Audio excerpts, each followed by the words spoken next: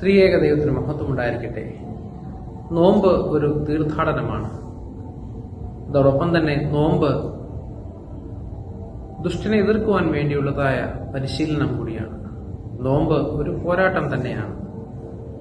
ഈ നോമ്പുകാലത്ത് ദുഷ്ടനെ എതിർക്കുവാനും അവന്റെ തന്ത്രങ്ങളെ എതിർക്കുവാനും വേണ്ടിയുള്ളതായ പരിശീലനം നേടുമ്പോൾ തന്നെ ക്രിസ്തുവിൽ നമ്മുടെ വിശ്വാസം കൂടുതൽ ദൃഢപ്പെടുവാൻ വേണ്ടിയുള്ളതായ വേദഭാഗങ്ങളെയാണ് നാം കൂടുതൽ വായിക്കുകയും ധ്യാനിക്കുകയും ഒക്കെ ചെയ്യുന്നത്.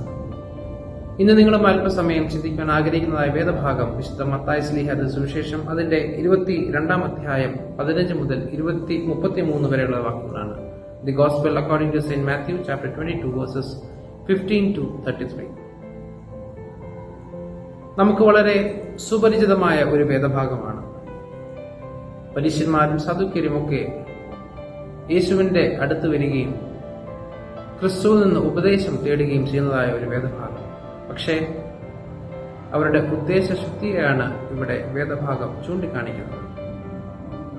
പലപ്പോഴും ദൈവസന്നിധിയിൽ വരുമ്പോൾ നമ്മുടെ ഉദ്ദേശശുദ്ധി എന്താണെന്ന് തിരിച്ചറിയണം.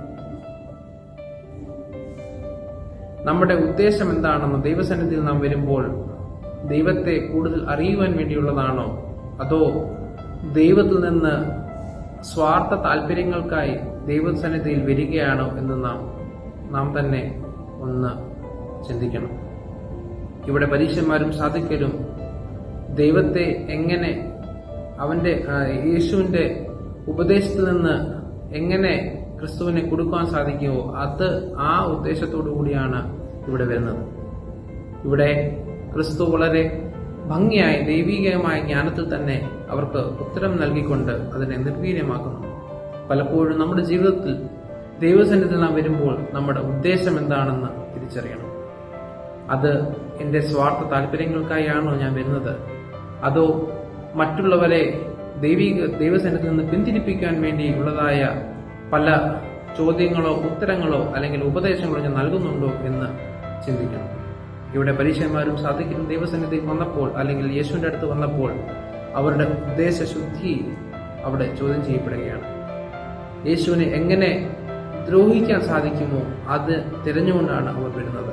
പലപ്പോഴും നാമും ഈ ദൈവികമായ അനുഭവത്തിൽ കൂടി പോകുമ്പോൾ നാം എന്തിനാണ് നോമ്പ് നോൽക്കുന്നത്, എന്തിനാണ് ദൈവസന്നിധിയിൽ വരുന്നതെന്ന് ആ ഉദ്ദേശം എന്താണെന്ന് പലപ്പോഴും നാം അറിയണം. അങ്ങനെ ദൈവികമായ ജ്ഞാനം ലഭിച്ചുകൊണ്ട് ദൈവസന്നിധിയിൽ നല്ല ഉദ്ദേശത്തോടു കൂടി ദൈവസന്നിധിയിൽ വരുവാൻ നമ്മെ ഇടയാക്കട്ടെ. രണ്ടാമത്തെ ചിന്ത എന്ന് പറയുന്നത്, നാം ഈ ലോകത്ത് ജീവിക്കുമ്പോൾ ലൗകികമായ വ്യവസ്ഥകളെ ബഹുമാനിക്കുകയും അതോടൊപ്പം തന്നെ ദൈവത്തെ സേവിക്കുകയും ചെയ്യണം. ക്രിസ്തു വളരെ ഭംഗിയായി തന്നെ ഈ വേദഭാഗത്ത് നമുക്ക് കാണിച്ചു തരുന്നുണ്ട്. ഒരിക്കലും ലൗകികമായ ഉത്തരവാദിത്തങ്ങളിൽ നിന്ന് പിന്മാറിക്കൊണ്ട് ദൈവിക പാതയിൽ മുമ്പോട്ട് പോകാൻ സാധിക്കുകയില്ല. ലൗകികമായ ഉത്തരവാദിത്തങ്ങളെ നിറവേറ്റിക്കൊണ്ട് മാത്രമേ നമുക്ക് ദൈവികമായ ആത്മീയമായി വളരുവാൻ നമുക്ക് സാധിക്കുകയുള്ളൂ. ഇവിടെ ക്രിസ്തുവിന്റെ അടുത്ത് പരീശന്മാർ ആ ദ്രവ്യം കാണിക്കുമ്പോൾ ക്രിസ്തു പറയുന്നുണ്ട്, കൈസറിനുള്ളത് കൈസറിനും ദൈവത്തിനുള്ളത് ദൈവത്തിനും എന്ന് പറയുന്നുണ്ട്. ലൗകികമായ ഉത്തരവാദിത്തങ്ങൾ നമുക്ക് എല്ലാവർക്കും ഉണ്ട്. നാം ഈ ലോകത്ത് ജീവിക്കുമ്പോൾ ലൗകികമായ വ്യവസ്ഥകളെ ബഹുമാനിക്കുവാനും ലൗകികമായ ഉത്തരവാദിത്തങ്ങൾ നിറവേറ്റുവാനും നമുക്ക് സാധിക്കണം. ദ്രവ്യം അല്ലെങ്കിൽ പണം നമുക്ക് ആവശ്യമുള്ളതായ കാര്യമാണ്. ആ പണം സത്യസന്ധമായി നേടുവാൻ ക്രിസ്ത്യാനി എന്ന നിലയിൽ നമുക്ക് സാധിക്കണം. അതിനെ ഉത്തരവാദിത്തത്തോടുകൂടി തന്നെ അതിനെ ചെലവാക്കുവാനും നമുക്ക് സാധിക്കണം.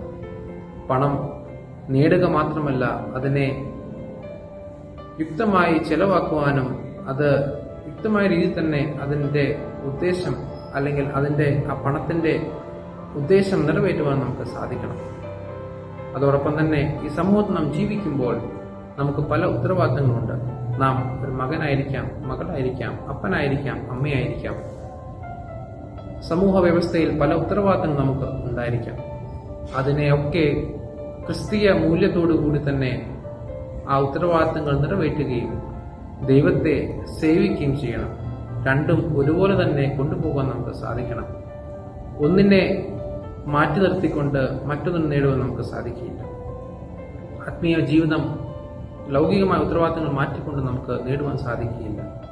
വളരെ ഭംഗിയായി തന്നെ ഈ വേദഭാഗം നമുക്ക് പഠിപ്പിച്ചു തരുന്നുണ്ട്. തീർച്ചയായിട്ടും നമ്മുടെ ജീവിതത്തിൽ ക്രിസ്തുവിനെ നേടുവാനും അതോടൊപ്പം തന്നെ നമുക്ക് ലഭിച്ചതായ ഉത്തരവാദിത്തങ്ങൾ നിറവേറ്റുവാനും മറ്റുള്ളവരുടെ മുമ്പിൽ ഒരു ക്രിസ്തീയ സാക്ഷ്യം വഹിക്കുവാനും നമുക്കിടയാകട്ടെ എന്ന് പ്രാർത്ഥിച്ചുകൊണ്ട് ഞങ്ങളുടെ വാക്കുകൾ വിരമിക്കുന്നു.